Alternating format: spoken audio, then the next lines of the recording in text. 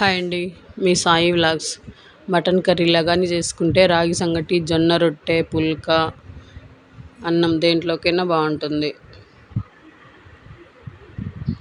చిక్కటి గ్రేవీతో ఉంది చూడండి. దీనికోసము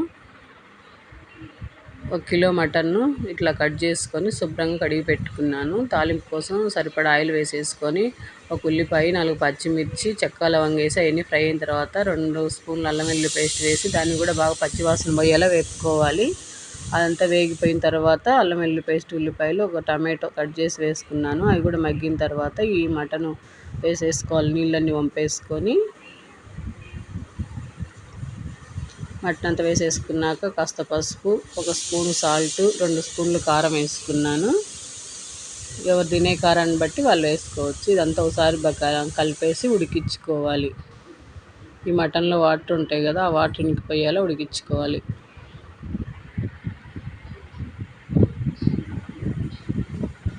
మటన్ నుంచి వాటర్ వస్తున్నాయి కదా, ఇట్లా మధ్య మధ్యలో కలుపుకుంటూ అవన్నీ ఇంకిపోయేలా ఉడికించుకోవాలి. ఈ వాటర్ అంతా ఇంకిపోయేటప్పటికే మటన్ సగం ఉడుకుతుంది.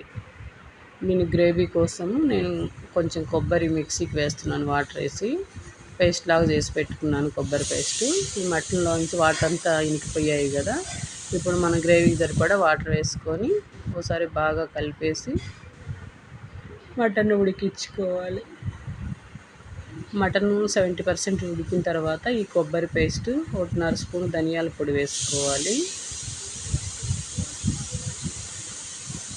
ధనియాల పొడి వేసుకున్న తర్వాత ఒకసారి బాగా కలిపేసి కూర చిక్కబడే వరకు ఉడికించుకుంటే మటన్ కర్రీ రెడీ అయిపోతుంది. మధ్య మధ్యలో కలుపుకుంటూ ఉడికించుకోవాలి, అడుగు పెట్టేయకుండా.